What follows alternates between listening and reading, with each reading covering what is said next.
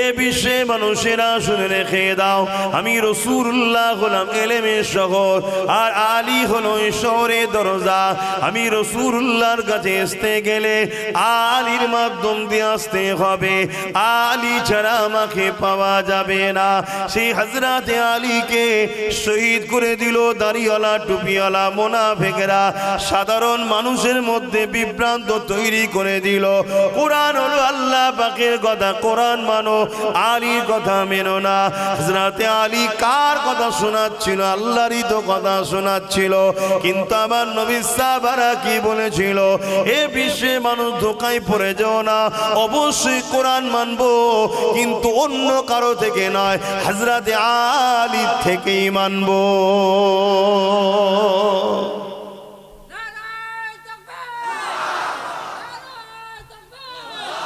আমার কথা বুঝতে পাচ্ছেন? আমরা মানবো তো কোরআনকে। আজ আমাদেরকে অনেকে শোনায়, আরে কোরআন হাদিস আগে না দাদা হুজুর আগে? তোমরা দাদা হুজুর করে পাগল হয়ে যাচ্ছ, কোরআন হাদিস ছেড়ে যে দাদা হুজুর করছো। এরকম ভাবে বিভ্রান্ত করে না? বলেন বলেন। হ্যাঁ, এই আর আজকের খারিজি, এরা আজকের খারিজি, এরা আমাদের মধ্যে মতনৈক্য তৈরি করছে, ডিভাইড তৈরি করছে। অথচ যারা বলছে এদের বাপ দাদাও মুসলমান হয়েছে দাদা হুজুরের ওসিলায়, জোরে বলুন সুবহানাল্লাহ।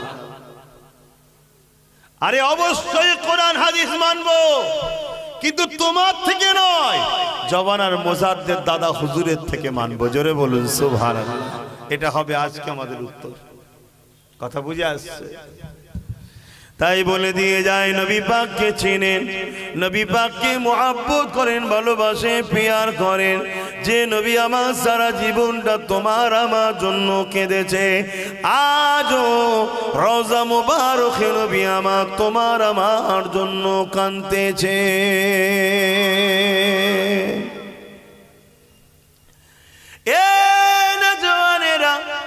এই পৃথিবী জুড়ে যারা আমাদেরকে মিটাতে চাইছে, তারা বারবার মিটে গেছে, আমাদেরকে মিটাতে পারেনি। অথচ তাদের হাতে ক্ষমতা যুগে যুগে ছিল, অথচ তাদের হাতে অস্ত্র যুগে যুগে ছিল, অথচ তাদের দিকে পাওয়ার যুগে যুগে ছিল, তথাপিও তারা মিটে গেছে, আমাদের মিটাতে পারেনি। তাই তারা বড় রিসার্চ করে দেখে নিয়েছে, সব ক্ষমতা আমাদের পক্ষে থাকার পরও এই মুমিন মুসলমান নবীর গোলাম গুলোকে কেন মিটানো যায় না? তারা রিসার্চ করে দেখে নিয়েছে, এদের দিলে এমন একটা পাওয়ার আছে, যে পাওয়ারকে ঈমান বলা হয়।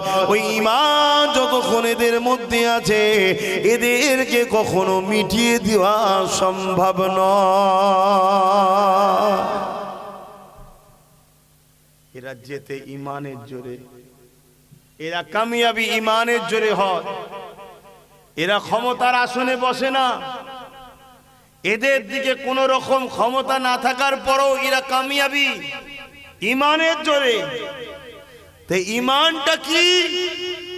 তারা রিসার্চ করে দেখছে, ঈমানটা হলো হুজুরের প্রেম ও আদব। জোরে বলুন সুবহানাল্লাহ। শুনছেন তো নাকি? হ্যাঁ, হুজুরের প্রেম ও আদব, এটা হলো ঈমান। আমার কথায় একমত হতে পারছেন তো নাকি? কারো মাথায় ঢুকছে না যে আপনি আল্লাহর কথা বললেন না? তো আপনি তো আল্লাহর কথা বললেন না, যে আল্লাহকে মানা, আল্লাহর প্রেম আদব। আল্লাহকে দেখেছেন? আল্লাহকে ধরা যায়, ছোঁয়া যায়, শুকা যায়, দেখা যায়। আল্লাহ পাক তাই তার হাবিবকে মডেল করে দিয়েছে। এটাকে যদি ধরো আমায় ধরা হবে, এটাকে ছো আমায় ছোঁয়া হবে। তার মানে এনাকে পিয়ার করা, আমাকে পিয়ার করা, এনাকে মহব্বত করা, আমাকে মহব্বত করা, ইনার অনুসরণ করা, আমার অনুসরণ করা। কেন? আমি আল্লাহকে তোমরা কখনো দুনিয়ায় দেখতে পাবে না। আমার বন্ধুকে দেখো, আমার কুদরত দেখে তুমি আমি আল্লাহ আমাকে চিনে যাবে। জোরে বলুন সুবহানাল্লাহ। বুঝাতে পারছি? তাহলে আমার রসুল পাককে সামনে ঠেলে দিচ্ছেন কে? আমার আল্লাহ নিজে। একটু সরাসরি দেন, কে ঠেলে দিচ্ছে? আল্লাহ। যে আমার বন্ধুটাকে ধর, এটাকে ধরা যায়, আমায় ধরা যায় না। এটাকে ছোঁয়া যায়, আমায় ছোঁয়া যায় না। এটাকে দেখা যায়, আমাকে দুনিয়ায় দেখতে পাবি না। তাই আমার হাবিবকে ভালোবাসে। সরে আছেন মহাশয়কে বসতে দেন, এদিকে সরে আছে না, সরে আছে, আপনি বসেন না, ভালতারে বসেন, চেপে বসেন, সামনে থেকে কি যান, মহাশয়কে বসতে দেন, ভালতারে বসেন, না কষ্ট হবে। আমি কি বুঝাচ্ছি আপনারা বুঝছেন? কি গো যুবকরা বুঝছো তো নাকি? আমাদের তো সব হারা, সব শেষ, সব শেষ। যদিও বা নামাজ পড়তে যাই বা যান, সেই নামাজ তো হয় না যে নামাজ সাহাবারা পড়েছে। আল্লাহ নবী দুজন সাহাবা হুজুর দিগকে দাঁড় করিয়ে দিলেন মদিনার বর্ডারে পাহারা দিবার জন্য। একজন আনসারী আর একজন মুহাজিরিন সাহাবা। সাহাবা হুজুরদের মধ্যে আলোচনা শুরু হয়ে গেল, ভাই দুজন মিলে জেগে থেকে কি লাভ? হাফ রাত বা কিছু সময় আপনি পাহারা দেন, আমি ঘুমাই, আমি পাহারা দেবো, আপনি ঘুমাবেন। দুই ভাইয়ের মধ্যে সেটিং হয়ে গেল। এ যুবকেরা মুহাজিরিন সাহাবা ঘুমিয়ে পড়লেন, পালাক্রমে আনসারী সাহাবা দাঁড়িয়ে রইলেন। আনসারী সাহাবা চিন্তা করতে লাগলেন, বেকার দাঁড়িয়ে দাঁড়িয়ে কি লাভ? আল্লাহ পাকের নামাজে দাঁড়িয়ে যায়। আর এখন এমনও মুসলমান আছে জুম্মাতেও নামাজ পড়ে। আহা, এ নজওয়ানেরা, আনসারী সাহাবী যেই নামাজে দাঁড়িয়ে গেল, সঙ্গে সঙ্গে বেঈমান জালিমরা এদিকে চলে এসেছে। তারা দূর থেকে আমার নবী সাহাবীকে দেখে আর চিন্তা করতে লেগেছে, ওটা মুহাম্মাদের অনুচর না একটা কাচের কোনো খুঁটি গোড়া দাঁড়িয়ে আছে। এই রকম ভাবে অনেকক্ষণ ধরে তাকিয়ে রয়েছে। আর আনসারী সাহাবা কেরাত তেলাওয়াত করে যাচ্ছে, কোরআন তেলাওয়াত করে যাচ্ছে। কেন? কোরআন কোনো বই কিতাব পুস্তক নয়, কোরআন হলো কালামুল্লাহ, আল্লাহ পাকের কথা। যুবকেরা, তরুণেরা, তাই আল্লাহ জানিয়ে দিয়েছে যে যতক্ষণ আমার কোরআন তেলাওয়াত করবে সে আমি আল্লাহ আমার সঙ্গে ততক্ষণ কথা বলতে লেগেছে। আল্লাহ নবী সাহাবী আনসারী সাহাবী দাঁড়িয়ে দাঁড়িয়ে নামাজ পড়তে লেগেছে, কেরাত তেলাওয়াত করতে লেগেছে। এমন সময় দেখা যায় ওই বেঈমানেরা তীর নিক্ষেপ করে দেয়। ওই তীর এসে আমার নবী পাকের সাহাবীর সিনায় লেগে যায়। সাহাবী বুঝতে পেরে গেছে আমাকে জালিমরা তীর মেরেছে, কিন্তু কোরআন তেলাওয়াতে এত মজা লাগছে, কোরআন তেলাওয়াতটাও ছাড়তে পারছে না। একটা দুটো তিনটে করে পর পর তীর মেরেছে। সাহাবী রুকু গেলেন, সালাম ফিরালেন, মুহাজিরিন ভাইকে তুলছেন, মুহাজিরিন সাহাবীকে তুলছেন। মুহাজিরিন সাহাবী উঠে, দেখা হয়েছে, দেখে এলো একটু ভালো করে তারপর আলোচনা করো। এ কি অভ্যাস তোমাদের? হায় কি দুনিয়া এসে গেল, কি দুনিয়া এসে গেল।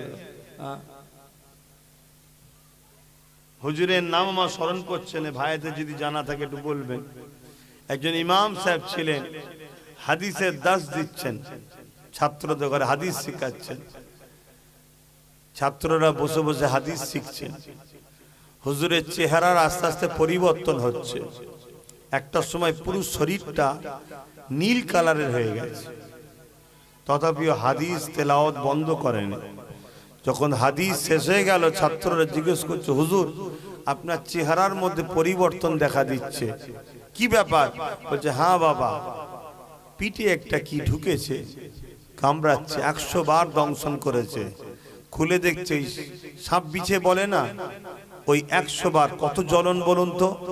হুজুর তাহলে আপনি প্রথমবার কামড়ে? বাবা আমি নবীর হাদিস বলছি, কি করে হাদিস বন্ধ করে দে বাবা, দেখি জান আগে নয়, নবীর হাদিসটা আগে। জোরে বলুন সুবহানাল্লাহ। এই পুরো পৃথিবীকে এক পাল্লায় রাখো, আর নবী পাক সাল্লাল্লাহু আলাইহি সাল্লামের একটা সুন্নতকার এক পাল্লায় রাখো। এই পৃথিবীর থেকেও নবীর সুন্নতের একটা সুন্নতের দাম অনেক বেশি। জোরে বলুন সুবহানাল্লাহ। আমরা তো মানতে পারিনি, আমরা মানতে পারিনি। কত বড় বড় গাড়ি ঢুকছে রে বাবা, সোরায় লেগে না যায়। সরে আই বাপ, শেষকালে সব ছেড়ে দে, ড্রাইভার সাহেবের উপর রাগ মিটাবি, সরে আই বাবা। এবারে মসজিদের শুভ উদ্বোধনী বলে এখানে হচ্ছে, পরের বারে কোনো মাঠটার দেখে করবেন, কথা বুঝে আসছে? কেন এই জায়গায় ভাবে করা ঠিক হবে না, গাড়ি ঘোড়া সব যাচ্ছে, আবার পিছনে একটা চলে যাও, গাড়িগুলো সাইড দিয়ে দাও। তো ভাইয়েরা আমার, কি কথা বলছিলাম জানো? হ্যাঁ ওটা তো বললাম, তার আগে কি ওয়াজ করছিলাম?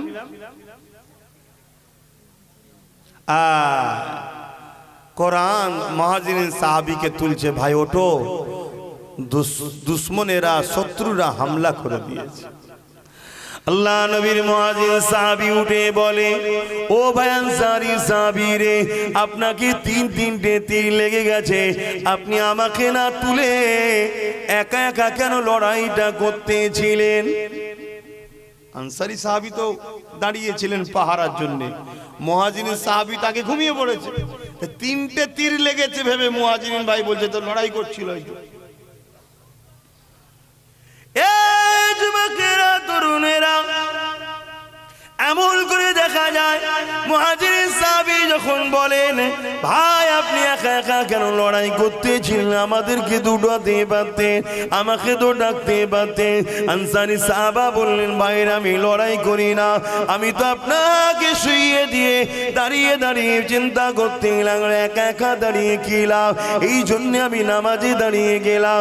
যখনই নামাজে দাঁড়িয়ে গেছি, তীর এসে আমাকে লেগে যায়। ওই আনসারী সাহাবী বলে, একটা তীর যখন লেগেছিল আপনি আমাকে তো উঠাতে পারতেন।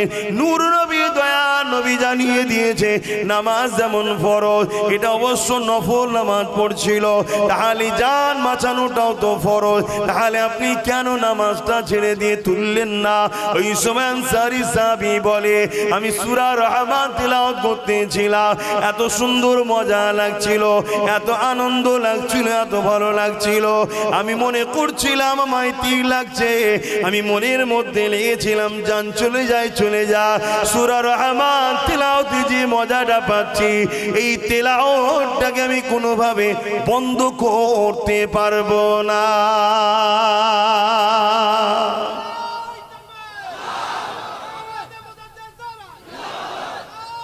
আল্লাহ ভাই, আমার তাকবীর দিবিনি ভাই, তাকবীর আল্লাহর হবে, রসুলের হবে, দিন ইসলামের হবে, আর যার ওসিলায় পুরো ভারতের মানুষ ইসলাম পেয়েছি দাদা হুজুরের হবে। বাকি কারো তাকবীর দেওয়া বন্ধ কর। এই তাকবীর লিবার জন্য নতুন নতুন সব পীর হবার শখ করছে, শুধু তাকবীর লিবার জন্য, তাকবীর যাতে পাই, অন্য কিচ্ছু নয়। মৌলী সাহেবদের তাকবীর নাই, হুজুরদের তাকবীর। তো মৌলী সাহেব তো স্বাভাবিক ভাববে, তা আমাকে হুজুর যেমন করে হতে হবে যে তাকবীরটা পাওয়া যায় না। খাওয়াতে একই হয়, আল্লাহ করে খাওয়া আলাদা দেন নাকি মৌলী সাহেবদের করে? সব একই, শুধু তাকবীর দিতে হবে। ওই জন্য বলছে আমার তাকবীর দিবি, সবাই ওপেন বলছি, তাকবীর আল্লাহর হবে, রাসূলের হবে, দিন ইসলামের হবে, আর একেবারে নেমো খারামি করা উচিত হবে না দাদা হুজুরকে বাদ দিয়ে। কি ভুল বলছি নাকি? তার ওসিলায় আমি দাদা হুজুর, আমার চলছে দাদা হুজুরের ওসিলায়।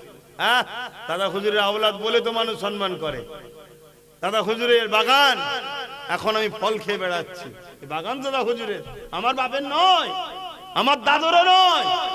এই বাগান জমানার মুজাদ্দেদ দাদা হুজুরের, এই বাগানে আমার দাদাও ফল খেয়েছে, আমার বাপও খেয়েছে, রুহুল আমিন সাহেবও খেয়েছে, আজকে আমিও খাচ্ছি। কিন্তু বাগান দাদা হুজুরের, জমানার মুজাদ্দেদ তিনি, অন্য কেউ নয়। এটা মাথায় রাখুন। আর না হয় সব আব্বাস সিদ্দিকীর পাগল হয়ে যে লাস্টে দেখা যাবে দাদা হুজুরের সঙ্গে কানেকশন কেটে গেছে, সব শেষ হয়ে যাবে, সব শেষ হয়ে যাবে।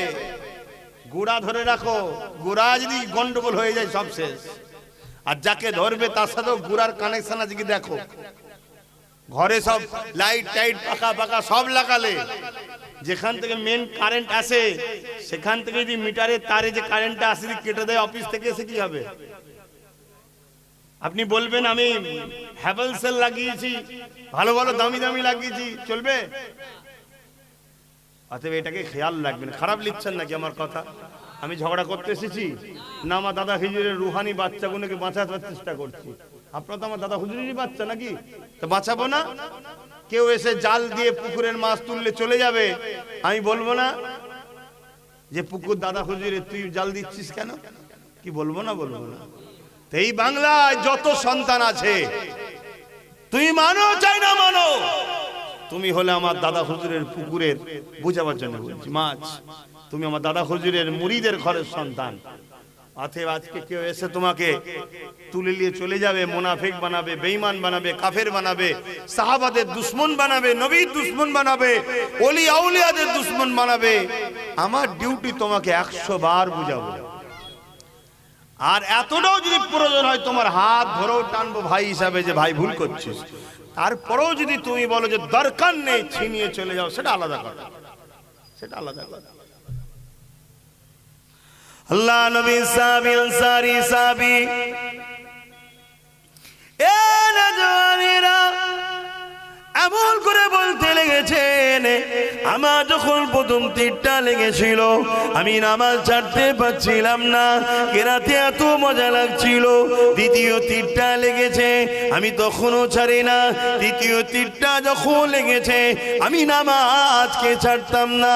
হঠাৎ করে আমার মনে পড়ে যায়, নূর নবী তো আমাকে দায়িত্ব দিয়েছে, বাবা তুমি রাজা বর্ডারে পাহারা দাও, যদি আমি এখানে শহীদ হয়ে যাই কোনো অসুবিধে নাই, আপনার কোনো দুশমনেরা এসে আপনি ক্ষমাচ্ছেন, আপনাকে শহীদ করে দেবে, এতেও কোনো অসুবিধে নাই।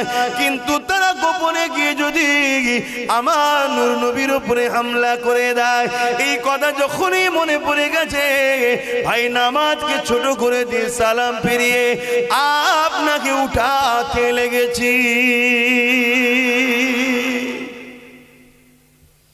জানের জন্য নামাজ ছাড়ে নে, যাই নামাজ ছাড়বো না, নামাজকে ছোট করেছে নূর নবীর জানের জন্য, নূর নবীর সেফটির জন্য। জোরে বলুন সুবহানাল্লাহ। ঈমান দেখুন সাহাবা হুজুরদের ঈমান।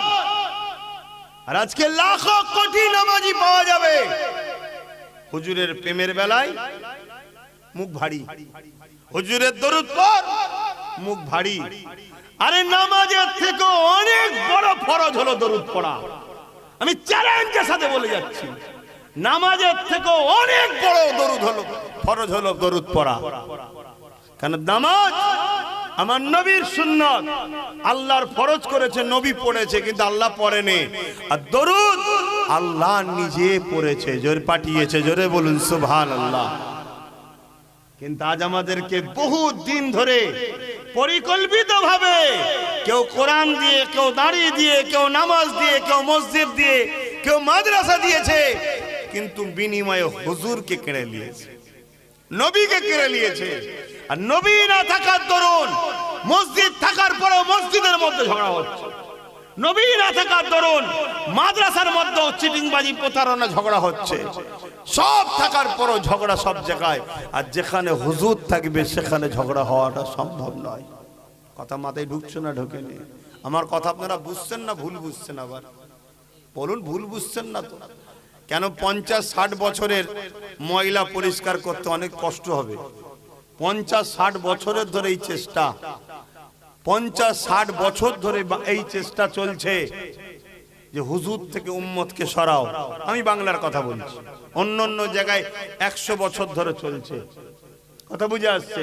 আর তার আগেও যুগে যুগে যুগে যুগে ছিল, কিন্তু কামিয়াবি হতে পারেনি। এই যে আজকে বিরাট একটা কামিয়াবির জায়গায় তারা পৌঁছাতে পেরেছে, উম্মতকে নবীর থেকে সরিয়েছে, এটা সুলতান আব্দুল হামিদ চলে যাবার পর এরা মাথা ছাড়া দিয়েছে। যতদিন সুলতান আব্দুল হামিদ ছিল এরা মাথা চারা দিতে পারেনি। কেন? সুলতান আব্দুল হামিদ ছিলেন রসুলের আশিক। কেউ নবীর সামনে গুস্তাখি করলে সঙ্গে সঙ্গে তার বিরুদ্ধে মৃত্যুদণ্ডের ফতোয়া দিত, মৃত্যুদণ্ড, শাস্তি। কথা মাথায় ঢুকছে না? ঢোকেনি?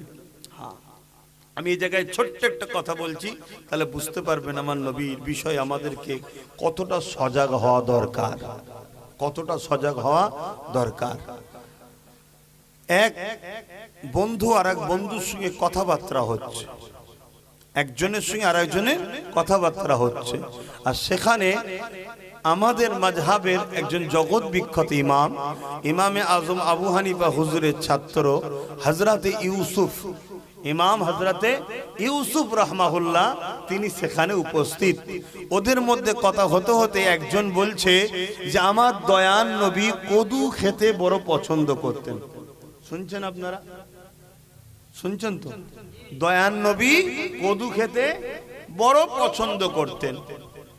এই কথাটা শুনে আরেকজন উত্তর দিচ্ছে, ভাই আমাকে কদু ভালো লাগে না। আমাকে কদু, এর মধ্যে ভুল কিছু আছে এমন কোন কথা?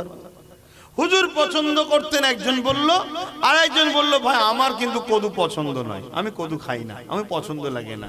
এর মধ্যে ভুল কোথায় আছে? কিন্তু হযরতে ইমাম ইউসুফ রাহমাহুল্লাহ উঠে দাঁড়িয়ে পড়লেন। ইমাম, জগৎ বিখ্যাত ইমাম, ফকিহ, ফতোয়া দেয়। ইসলাম শরিয়াতের জজ তিনারা। ইসলাম শরিয়াতের মুফতি মানে কি? জজ, কাজী, বিচারক। ফতোয়া দিলেন এ মালাউন যদি তওবা না করে কে কতল করা ফরজ হয়ে গেছে। জোরে বলুন সুবহানাল্লাহ। কেন না? ও নবী কদু খেতে পছন্দ করে, তার রিয়াকশন পাল্টাও বলল আমার পছন্দ নয়। অতএব নবীর পছন্দের সাথে পাল্টার পছন্দ নয় বলাটার দরুন শরিয়াতের ফতোয়া ও কুফরি করেছে, ওকে কতল করতে হবে, কতল করা ফরজ হয়ে গেছে, অজীব হয়ে গেছে। ভাবতে পারছেন আমার নবীটা কে? সেই নবী সম্বন্ধে আমাদের কতটা গুরুত্ব থাকা দরকার, কতটা প্রেম থাকা দরকার, কতটা আলোচনা করা দরকার, কতটা এই যুব সমাজকে তার লিডারকে চিনানো দরকার। আজকে এই যুব সমাজ তো লিডারহীন বলেই মার খাচ্ছে। এদের লিডার কই? বলুন, এদের লিডার কই? এদের না ধর্মীয় লিডার আছে না রাষ্ট্রীয় লিডার আছে। আমি ধর্মীয় লিডার নিয়ে আলোচনা এখন করবো, কেন ধর্ম সভায় এসেছি। যখন জনসভায় আসবো তখন রাজনীতি লিডার নিয়ে আলোচনা করবো। ধর্মীয় লিডারই বা কই আপনাদের? বলুন কই? আমার কথা বুঝতে পারছেন তো নাকি? এই উম্মতকে উচিত রাসূল চিনানো। প্রত্যেকটা মসজিদে 4টে জুম্মা হয়, 3টে জুম্মা ইমাম সাহেবের উচিত এই উম্মতকে নবী সম্বন্ধে জানানো, নবীর জীবনী শোনানো। এখন কেউ বলতে পারে আমি নবীর জীবনী শোনাইনি, আমি কিন্তু কোরআন শোনাই, আল্লাহর কথা শোনাই, আল্লাহর কথা শোনাই, তাফসীর খুলে খুলে জুম্মায় জুম্মায় বয়ান করি। মনে রাখবেন আরেক মুনাফিক, আমি এত বড় কথা বলে যাচ্ছি, আরেক মুনাফিক যদি বলেন কেন?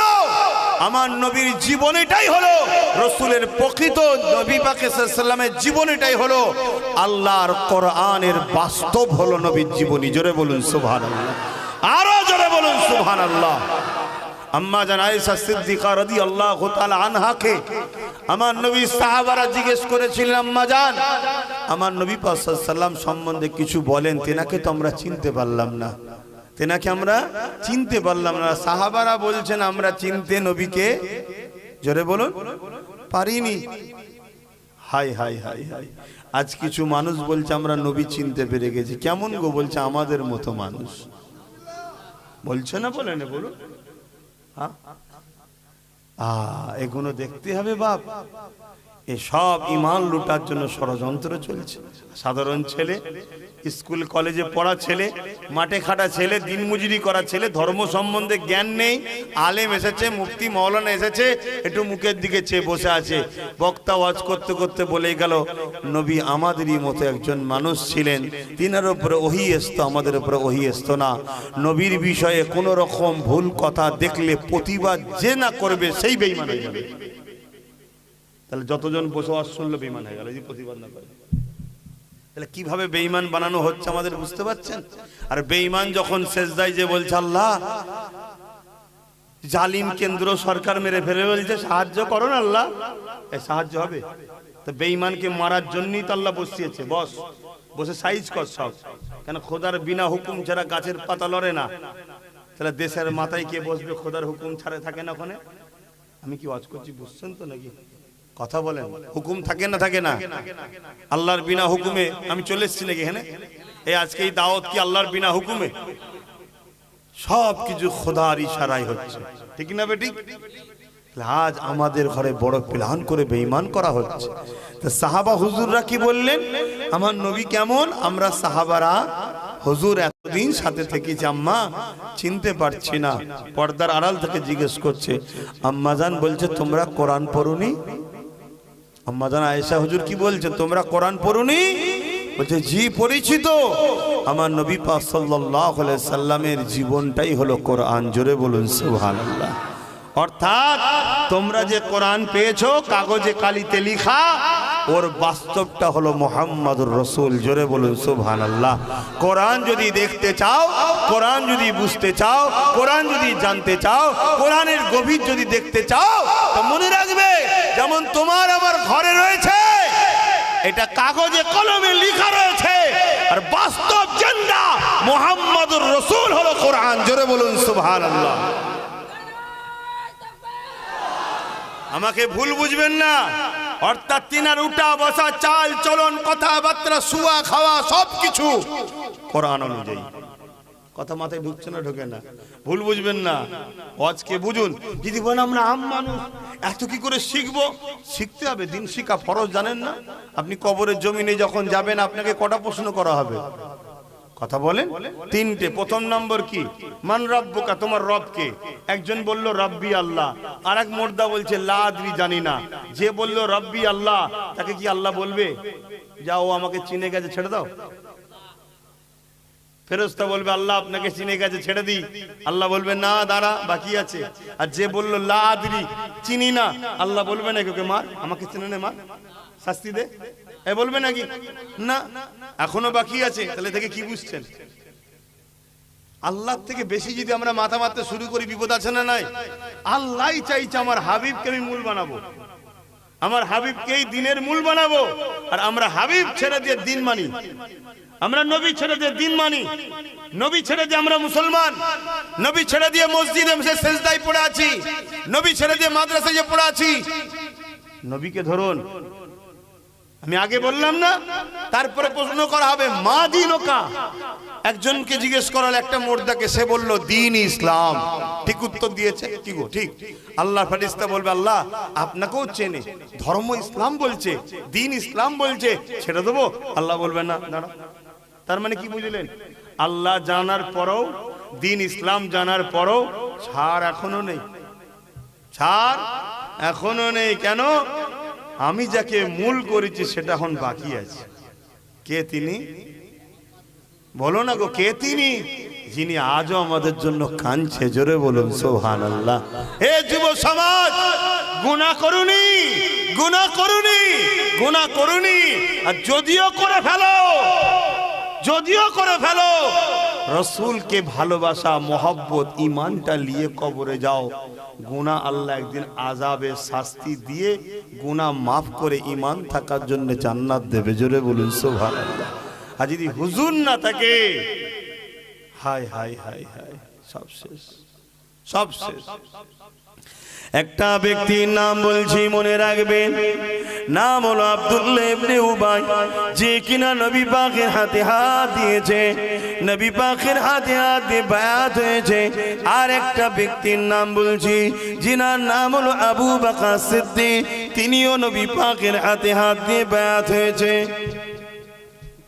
দুজনই নবীর হাতে হাত দিয়েছে। এ যুবকেরা, আব্দুল্লাহ ইবনে উবাই নবী পাকের পেছনে ইক্তেদা করে নামাজ পড়েছে। সিদ্দিক আকবরও নবী পাকের পেছনে ইক্তেদা করে নামাজ পড়েছে। আব্দুল্লাহ ইবনে উবাই রোজা রেখেছে, আবু বকর সিদ্দিকও রোজা রেখেছে। আব্দুল্লাহ ইবনে উবাই নবীর সঙ্গে হজ করেছে, সিদ্দিক আকবরও নবীর সঙ্গে হজ করেছে। আব্দুল্লাহ ইবনে উবাই নবীর সাথে জিহাদের ময়দানে গেছে, সিদ্দিক আকবরও নবীর সাথে জিহাদের ময়দানে গেছে। আব্দুল্লাহ ইবনে উবাই দান খায়রাত করেছে, সিদ্দিক আকবরও দান খায়রাত করেছে। আব্দুল্লাহ ইবনে উবাইয়ের মাথায় টুপি, মুখে দাড়ি, জুব্বা, পাগড়ি সব রয়েছে। আবু বকর সিদ্দিকেরও এটা রয়েছে। কিন্তু সিদ্দিক আকবর দুনিয়া জমিন থেকে জান্নাতের সুসংবাদ পেয়েছে, আর আব্দুল্লাহ ইবনে উবাই জাহান্নামের ঘোষণা পেয়েছে। এর কারণটা কি? এর কারণটা কি? আবু বকর সিদ্দিক সিদ্দিকের নামাজ রয়েছে, আব্দুল্লাহ ইবনে উবাইর রয়েছে, আবু বকর সিদ্দিক নবীর হাতে হাত দিয়েছে, আব্দুল্লাহ ইবনে উবাই হাত দিয়েছে, আবু বকর সিদ্দিক রোজা রেখেছে, হজ করেছে, আব্দুল্লাহ ইবনে উবাইরও এটা রয়েছে, আবু বকর সিদ্দিকের দাড়ি টুপি পাগড়ি রয়েছে, আব্দুল্লাহ ইবনে উবাইর রয়েছে। কারণটা কি তাহলে রইল? পার্থক্য কোথায় রইল? এ যুবকেরা, তরুণীরা, বাবেরা, হযরত আবু বকর সিদ্দিককে জিজ্ঞাসা করা হয়েছে, হুজুরের কারণটা কি? হযরত আবু বকর সিদ্দিক বলল, শোনো, আব্দুল্লাহ ইবনে উবাই যা রয়েছে আমি আবু বকরের তাই রয়েছে, কিন্তু আমার যা আছে আব্দুল্লাহ ইবনে উবাইয়ের তাই নাই। আব্দুল্লাহ ইবনে উবাই নবীর হাতে হাত দিয়েছে, আমিও দিয়েছি। ওরও নামাজ আমারও নামাজ, ওরও রোজা আছে আমারও রোজা আছে, ওরও হজ আছে আমারও হজ আছে, ওরও দান খৈরাত আছে আমারও দান খৈরাত আছে, সব ওর যা আছে আমারও তাই আছে। কিন্তু মনে রাখবে, আমার অন্তরে, আমার হৃদয়ে নূর নবীর আদো ভালোবাসা হাইয়া প্রেম আছে, যেটা আব্দুল্লাহ ইবনে উবাইয়ের নাই। এই জন্য আমি আবু বকর আল্লাহর জান্নাতের ঘোষণা পেয়েছি, আর মুনাফিকি করে জাহান্নামী হয়েছে। কি বুঝলেন? বুঝতে পারছেন তো আজ নাকি? একটু হ্যাঁ কি না বলেন, বুঝতেন তো নাকি? তাহলে কোনটা লাগবে আগে বলুন? তাহলে কেউ যদি বলে আমি কোরআন খুলে খুলে বলি, হুজুরের জীবনী বলা আমি কোরআন আল্লাহর কথা, আরে আল্লাহর কথা তো অবশ্যই, কিন্তু কোরআনের বাস্তবটাই তো মুহাম্মদুর রাসূল। জোরে বলুন সুবহানাল্লাহ। কোরআনটা তো রাসূলুল্লাহর উপর এসেছে, নবী তো সাহেবে কোরআন, কানা খুলুকুল্লাহুল কোরআন। তাহলে কেউ যদি কোরআন বুঝতে চায় তাকে নবীর জীবনী দেখতে হবে, কারণ নবী যা করেছে কোরআন অনুযায়ী করেছে। জোরে বলুন সুবহানাল্লাহ। আর কোরআনই তো বলছে, মা আতাকুমুর রাসূল ফাখুযুহু ওয়া মা নাহাকুম আনহু ফান্তাহু। হে বিশ্বের মানুষ, আল্লাহ জানাচ্ছেন কোরআন কালামুল্লাহর মধ্যে আমার হাবিব যা আদেশ করেছে নিয়ে নাও, যা নিষেধ করছে ছেড়ে দাও। আমার হাবিবের হ্যাঁ হ্যাঁ বলো, নাই না বলো। আমার হাবিব যেটা দিচ্ছে নাও, যেটা ছাড়তে বলছে ছাড়ো, তবেই তোমরা কল্যাণ ও কামিয়াবি হবে। শুনছেন তো নাকি? তাহলে জম্মায় উচিত তো নবীর জীবনী উম্মতকে শোনানো, সাধারণ মানুষকে, কি আমার নবী এই করেছে, আমার নবী এই করেছে, আমার নবীর এই চলন, এই স্টাইল, আমার নবীর মাকাম এত, আমার নবীর সম্মান এত, আমার নবীকে আল্লাহ এত ভালোবাসে, এগুলো উম্মতকে শোনানো দরকার আছে না? না, এতে কি হবে? ঈমান পাওয়ার হবে। জোরে বলুন সুবহানাল্লাহ। আর একটু খুলে বলি, এই যে গাছ দেখছেন, এই গাছে দেখুন ডাল পাতা রয়েছে, ফল হয়, ঠিক আছে। এখন যদি কেউ দু চারটে ডাল কেটে দেয়, কি সব কটাই যদি কেটে দেয়, গাছটা কি মরে যাবে? কেন মরবে না? ওর মূল ঠিক আছে, ওর মূল ঠিক আছে। কিন্তু এই মূল থাকার দরুন দেরি হলো, আবার গাছে কিন্তু নতুন ডাল গজাবে, নতুন পাতা গজাবে, আবার ফল ধরবে, ফুল ধরবে, দেরি হবে হয়তো, কিন্তু হবে। কেন হবে? ওর মূল ঠিক আছে। কথা মাথায় ঢুকছে? আর কেউ একজন গাছের ডাল পাতা সব রেখেছে, কিন্তু মূলটাতে গরম পানিতে মেরে দিয়েছে। বলুন না গো, থাকবে কিছু? আপনারা আম মানুষ, আম ভাবে বুঝাচ্ছে, আলেমের কাছে আলেমের মতো কথা, আম মানুষের কাছে আম মানুষের মতো বুঝাতে হবে। আর না সব উপর দিয়ে চলে যায়, মাথার উপর দিয়ে বকাই সারা। বলুন থাকবে? কেন থাকবে না? ওর মূল শেষ, ঠিক তো? এই গাছের ডালপালা পাতা এগুলো হলো নামাজ, রোজা, দাঁড়ি, টুপি, হজ, যাকাত। আর মূলটা হলো ভেতরে আছে, গভীরে, এই অন্তরে থাকে ঈমান। দাঁড়ি, টুপি, নামাজ সব আছে, ঈমানটা শেষ হয়ে গেছে, যেমন সব শেষ। আর দাঁড়ি, টুপি, নামাজে যদিও কম থাকে, ঈমান যদি ঠিক থাকে, একদিন একদিন আবার ও পরিবর্তন হবে, তওবা করবে, হাজি হবে, নামাজি হবে, আল্লাহ আল্লাহ করতে করতে কবরে যাবে। জোরে বলুন সুবহানাল্লাহ। ঈমান ঠিক করো, ঈমান ঠিক করো। ঈমান আলাদা জিনিস, আমল আলাদা জিনিস। ঈমানের পাঠ আলাদা, আমলের পাঠ আলাদা। ঈমানদার যখন নামাজ পড়ে ওটা তখন তার জন্য আমল হয়, বেঈমান নামাজ পড়লে ওটা আমল হয় না। ঈমানদার দাড়ি রাখলে সুন্নতে রাসূল হয়, নেকি পায়। আর আমার দেশের প্রধানমন্ত্রী দাড়ি রাখলে কোনো নেকি হয় না। এই নেকি হবে না? সমস্যা কোথায়? সমস্যা কিসের? না, একটা দাড়ি ইমানদারের আর একটা দাড়ি বেঈমানের। কথা মাথায় ঢুকছে না? ঢুকে না? তাহলে ইমান অবস্থায় দাড়ি রাখলে সুন্নাত হয়। তাহলে মুসলমানদের মধ্যে এমন কত লোকের দাড়ি আছে যাদের ভেতরে হুজুরের প্রেম আদব নেই। ও দাড়ির কোনো দাম আছে? আমি কি বুঝাচ্ছি? বুঝছেন তো? এটা আগে বুঝুন। ভাবেরা, নজওয়ান তরুণেরা, আল্লাহ আমাদের দ্বারা একটা ভালো কাজ করাচ্ছে, অবশ্যই বড় কঠিন শুকরিয়া আদায় করি। কিন্তু মনে রাখবেন, ঈমান হলো সব থেকে দামি জিনিস। তাই নবী পাক আমাদেরকে দোয়া করা শিখিয়েছে। আল্লাহ পাকের কাছে দোয়া চাও, হে আল্লাহ, আমার জিন্দগিটা যেন ইসলামের উপরে চলে। কেন ইসলামের নিয়ম কানুন অনুযায়ী জিন্দগি চালানো, এর থেকে উত্তম শান্তি, উত্তম পন্থা দ্বিতীয় কিছু হতে পারে না। আর ঈমানের সঙ্গে মরণটা দেবে। সারা জীবন ইসলামের উপরে চলার পরও ঈমানের সঙ্গে মরবের কোনো গ্যারান্টি নাই। আছে নাকি? মরণের সময় দেখা যাবে বেঈমানে মরে গেছে। আবার একটা লোক সারা জীবন বদমাশি করেছে, মরণের সময় দেখা যাচ্ছে কলমা পড়তে পড়তে ঈমান লিতে লিতে মরছে। এই জন্য আল্লাহর কাছে দোয়া চাইতে, আল্লাহ আমাকে দিন ইসলামের জিন্দেগি দেন আর ঈমানের সঙ্গে মরণ দেন। আমার নবী শিখিয়েছে। শুনছেন তো?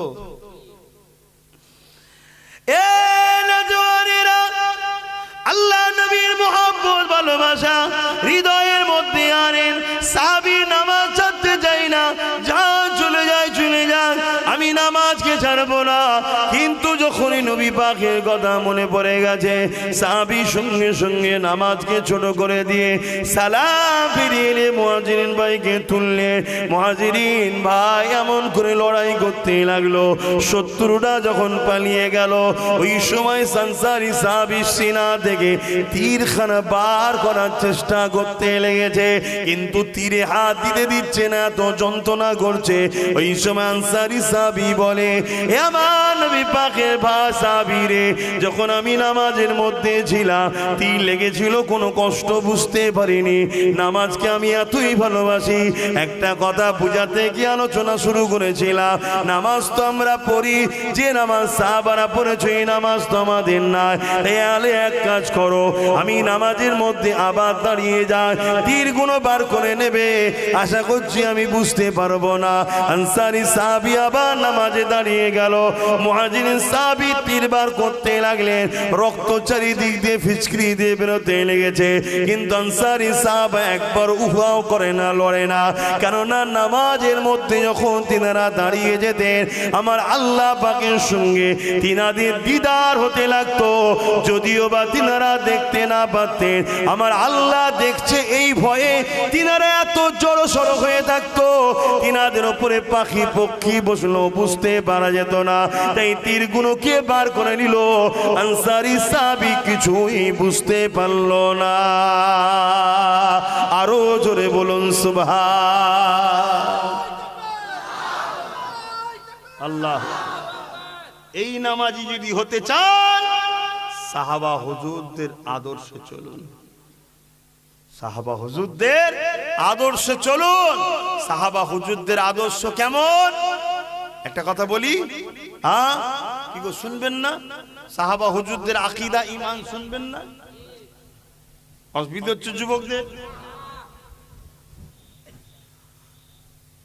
আল্লাহ নবী, নূর নবী, দয়ার নবী মক্কা থেকে হিজরত করে ইয়াসরিবে চলে গেলেন।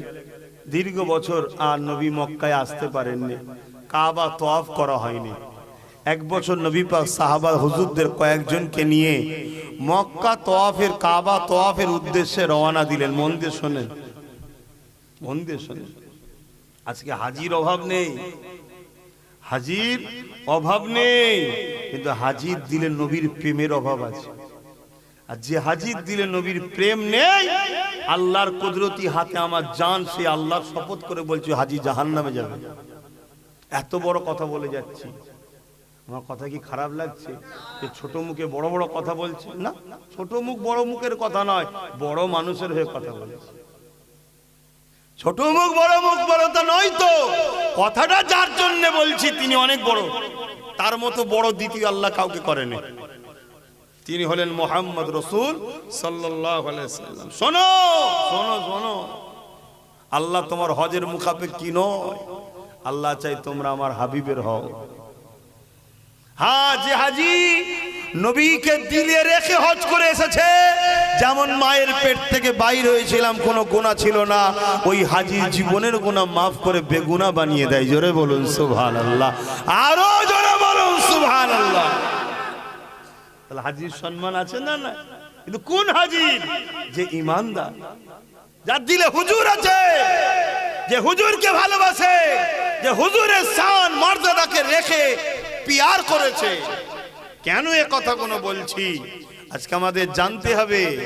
আজকে অনেক আলোচনা হয়, অনেক আলোচনা হতে হতে এমনও আলোচনা হচ্ছে, আমার নবী পাক সাল্লাল্লাহু আলাইহি সাল্লামে ইলমে গায়েব নিয়ে চর্চা চলছে, যে নবীর এলেম এতটা, নবীর এলেম অতটা, নবীর এলেম এতটা। আরে জালিম, তোর এলেম কতটা? তুই নবীর এলেম মাপতে নেবেছিস? নবীর এলেম মাপতে নেবেছিস জালিম? নবীর এলেম সম্বন্ধে তোর কি জ্ঞান আছে? কিন্তু আজকে চলছে না, চলে না সমাজে? এমন করে বলা হচ্ছে যেন আমার নবী পাক সাল্লাল্লাহু আলাইহি সাল্লাম তিনি ইলমে গায়েব জানে না, দিয়ালের ওই পিঠে কি আছে জানে না। এমনও বলা চলছে রাসূল পাক সাল্লাল্লাহু আলাইহি সাল্লাম কখনো কখনো ভুলে যেতেন, আল্লাহ কোরআন পাঠাতেন উনি ভুলে যেতেন। হাই রে আস্তাগফিরুল্লাহ। এটা কি মনে হচ্ছে উম্মত? এই কিসের উম্মত? কিন্তু দুঃখের বিষয়, বড় বড় পাগড়ি মুফতি মাওলানা পীর সাহেব পীরজাদা দাবি করতে বেড়াচ্ছে, এমনও কথা শোনা যাচ্ছে। কেউ কেউ তো এটাও বলছে আবার রিসেন্ট, হুজুর পাক সাল্লাল্লাহু আলাইহি সাল্লামের নাকি অক্ষর জ্ঞান ছিল না। আল্লাহ আল্লাহ, এমন একটা দুনিয়ায় আমাদেরকে পাঠালো, নবী বললেন হাতের তালুতে আগুন রাখার থেকে ঈমান বাঁচানো মুশকিল। কেন? কাকে মানবেন? আব্বাস সিদ্দিকীকে ভালোবাসেন, আব্বাস সিদ্দিকী ঈমান চোর হয়ে যদি ঘুরে বেড়ায়, তাহলে আম্মানুষ যাবে কোথায়? এজন্য নবী বললেন আখেরি জামানায় আসমানের নিচে জমিনের উপরে সব থেকে নিকৃষ্ট হবে একদল মুনাফিক, একদল আলেম সম্প্রদায়। কেন? ওরা আমার নবী বলছেন আমাকে বড় কষ্ট দেবে, আমাকে অক্ষর জ্ঞান জানে না, আমার ইলম নেই, আমি ইলমে গায়েব জানি না, মানুষের অন্তরের খবর নাকি নবী জানে না। এমনও কথা সমাজে বলে বেড়ানো হয় না? হয় না? বলছে আল্লাহ জানে। আচ্ছা, আল্লাহ জানে এটা কোনো প্রশ্ন? এটা নিয়ে কারো ইখতিলাফ হয়? আল্লাহ জানে, সবাই জানে। হায় হায় হায় হায়, সেদিনের বেঈমানরা জানতো নবী তো তিনি হবে যিনি অন্তরের খবর বলতে পারবে। জোরে বলুন সুবহানাল্লাহ। তাই তো এমন করে হাবিব ইয়ামানি, ইয়ামান থেকে আবু জেহেল একজনকে নিয়ে এসেছিল, যার নাম হল হাবিব ইয়ামানি।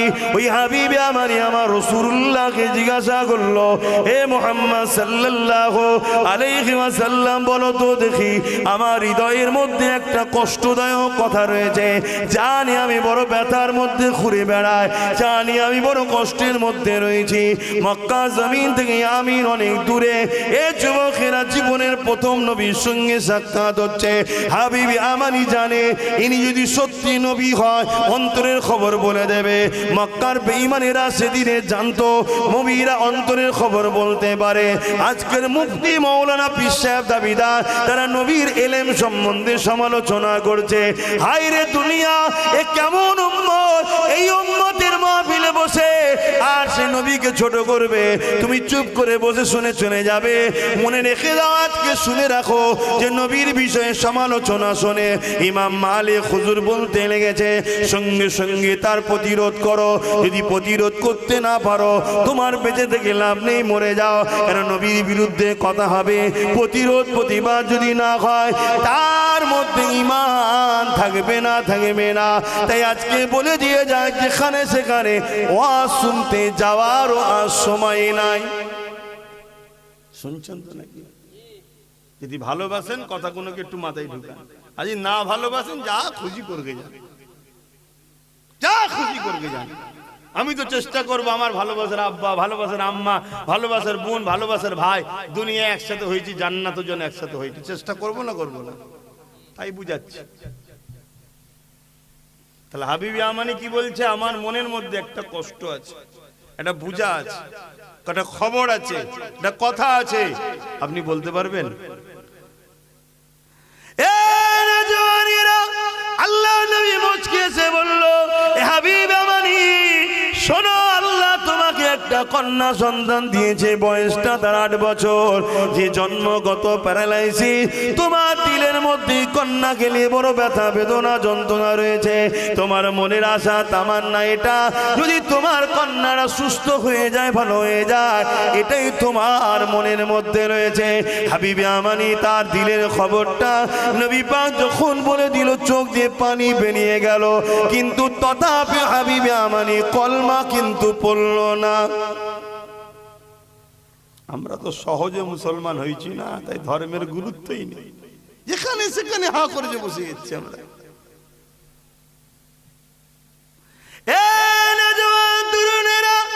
আল্লাহ নবী নবী দয়ার নবীর কাছ থেকে হাবিব আমানি বিদায় নিয়ে চলে যায়। যাবার পরে নিজের সামনে সে হাবিব আমানের দিকে রওনা দিয়েছে। এদিকে আমানি যখন পৌঁছে যায়, অনেক দিনের রাস্তা, এখনকার সময়ের মতো তো যাতায়াতের সুযোগ ছিল না। আমানি পৌঁছে যাবার পরে ঘরের দরজায় যখন ডাক দিয়েছে, দরজা যে খুলতে এসেছে, ওই দরজা যে খুলেছে ওটা হল হাবিব আমানির কন্যা সন্তানটা। হাবিব আমানির চোখ বড় বড় হয়ে যায়, অবাক হয়ে দেখতে লেগেছে, আমি ঠিক দেখছি না ভুল দেখছি, ওই সময় দেখতে লেগেছে না ঠিকই দেখছি, এটা আমার কন্যা, যে কন্যাটা প্যারালাইসিস জন্মগত, চলতে পারতো না, দাঁড়াতে পারতো না। আজ আমি হাবিব আমানি কি দেখছি, আমার কন্যা আজকে সুস্থ এবং নিজে পায়ে হেঁটে হেঁটে দরজা খানা খুলে দাঁড়িয়ে আছে।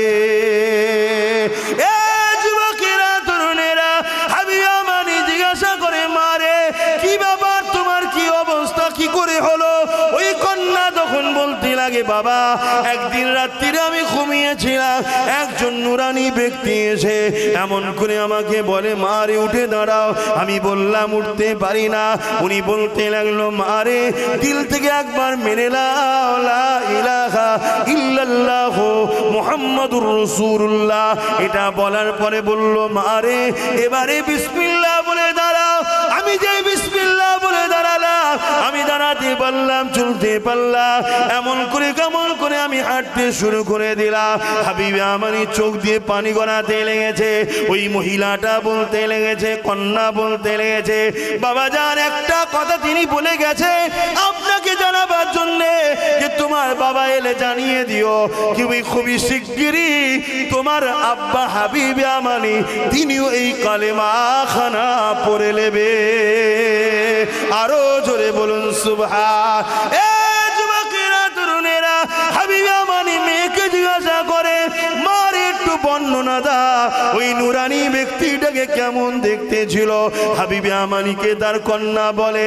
হাবিব আমানি শোনে কান দিয়ে, আর চোখটা বন্ধ করে ওই আবু কুবাইস পাহাড়ের ধারে আমার নবীর সঙ্গে যে কথা হচ্ছিল, আমার নবীর সঙ্গে হাবিব আমানি মিলায়। কন্যা বলে আর চোখ বন্ধ করে মিলায়, মিলতে মিলতে মিলতে হাবিব আমানি দেখাইল এটা অন্য কেউ নয়, জিনার দরবার থেকে আমি এলাম, যিনি আগুনের ইশারা করে 4 টুকরো করে আমায় দেখিয়েছিল, এটা হলো সেই মুহাম্মাদুর রাসূলুল্লাহ। আরো জোরে বলুন সুবহান।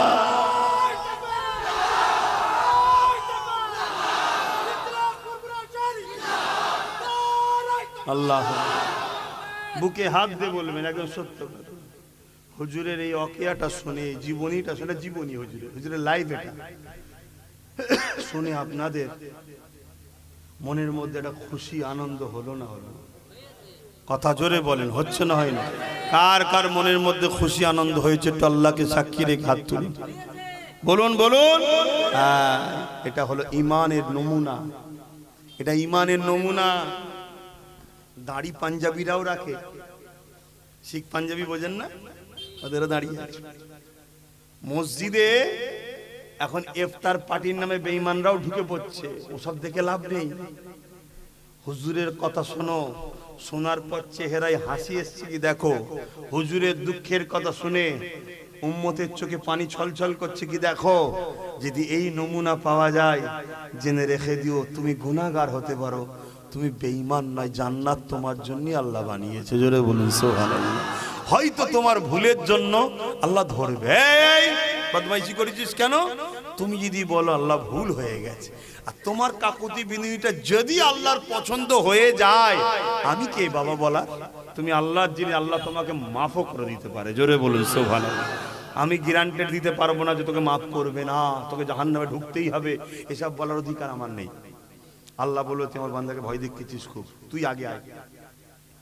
আল্লাহ বলছে আমার রহমত থেকে নিরাশ হও না, আর তুমি বান্দা হিসাবেও তোমার মনে রাখা দরকার তোমার আল্লাহ এত দয়ালু, সেই আল্লাহ ছেড়ে তুমি দূরে থাকো কেন যুবক? বলো এত ভালো কেউ আছে তোমায়? বলো, হ্যাঁ? সামান্য বাড়িতে তোমার মা তোমার আব্বা একটু কিছু হলে তোমাকে বকে, কত বদদোয়া করে, অভিমান করে, আর সবকিছু আল্লাহর হওয়ার পরও আমরা অন্যায় করছি, তাও আল্লাহ বলছে আমার বান্দাকে আমি জান্নাত দেবো কি জাহান্নামে দেবো?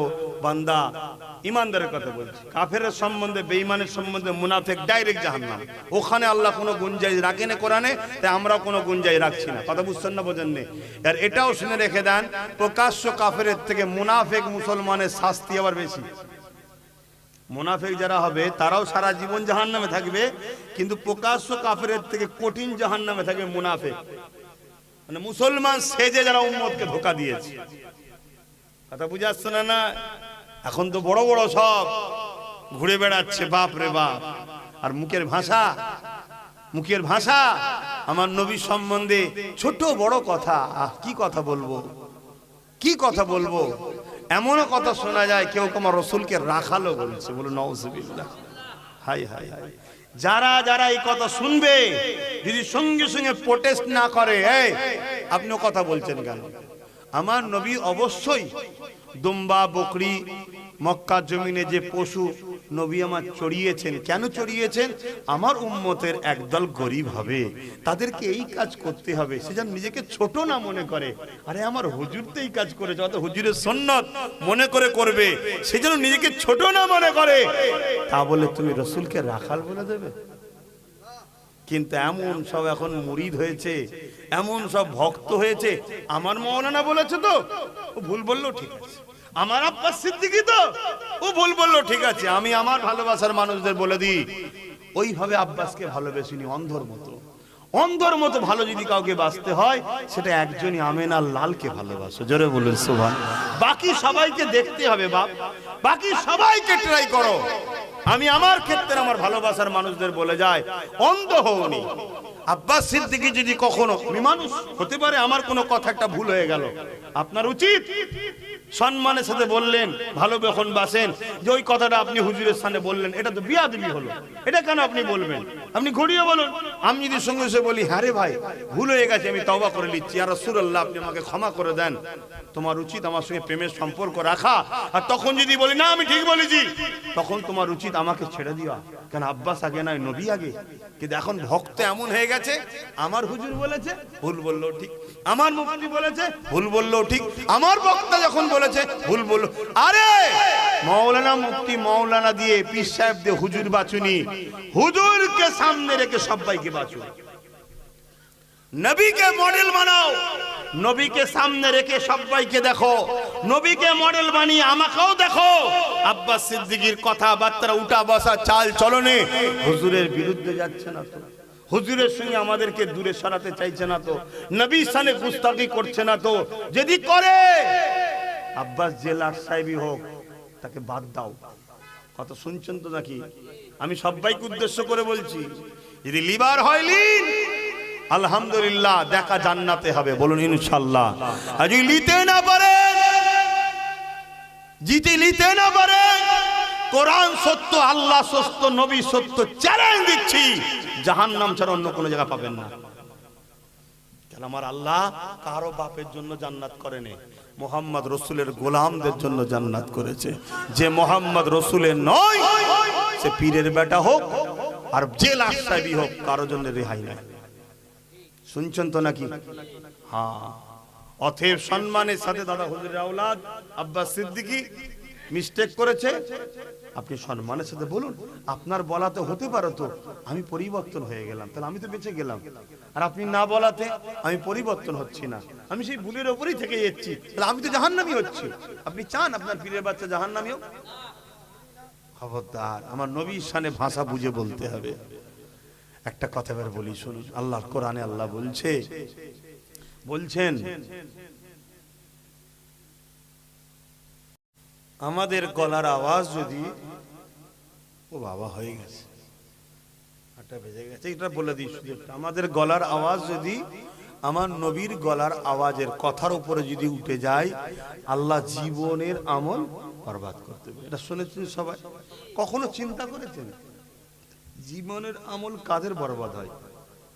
আচ্ছা, কেউ কোন একটা ছেলে ধরুন নামাজ পড়েছে জুম্মার দিনে, আমাদের ছেলেরা পড়ে না আল্লাহ কারে পড়ে, আলহামদুলিল্লাহ। তোমার ভাইদের বলো 5 ওয়াক্ত পড়ো, 5 ওয়াক্ত পড়ো, আল্লাহকে সেজদা দাও, তোমার অন্তরে শান্তি পাবে।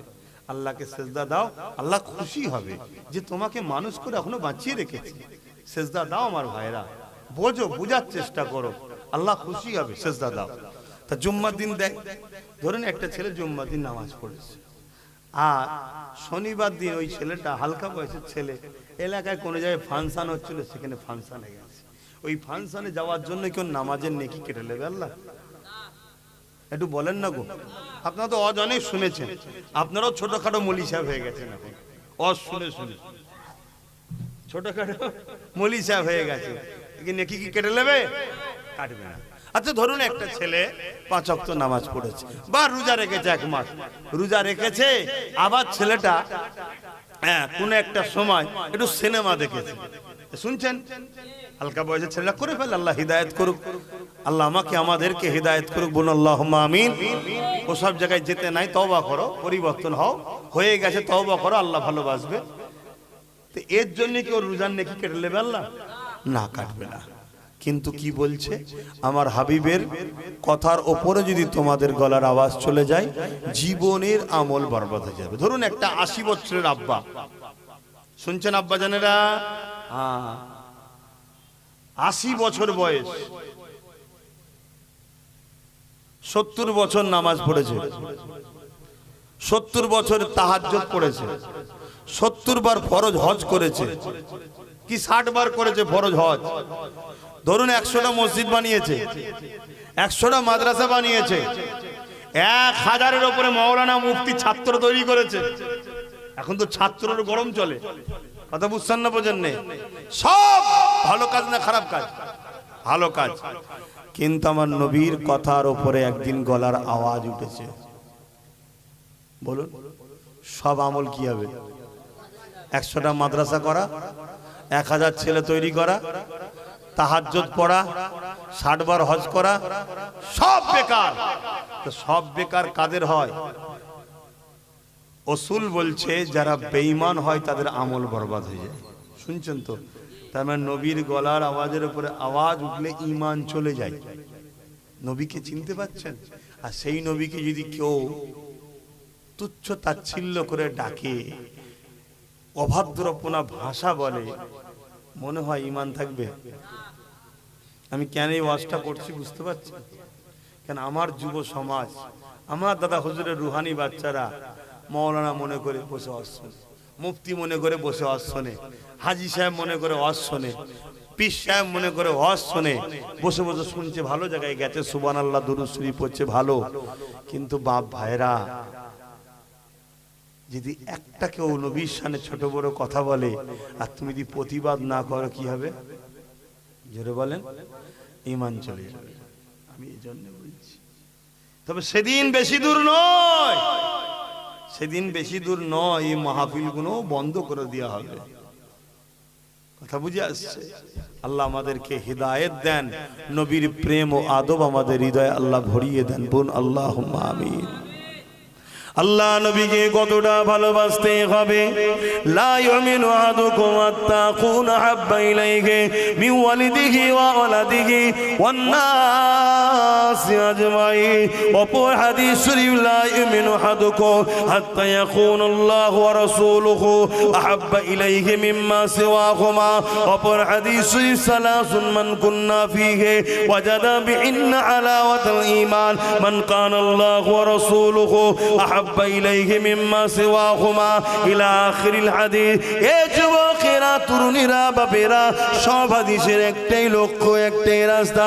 জমি জায়গা, টাকা পয়সা, ঘর বাড়ি, ছেলে পুলে, বাপ মা সন্তান সব কিছু থেকে, এমনকি নিজের জানের থেকে যে বেশি রাসূলুল্লাহকে ভালো না বাসতে পারবে, আল্লাহ নবী জানিয়ে দিল সে পাকা কাঁচা নয়, ইমানদারি নয়।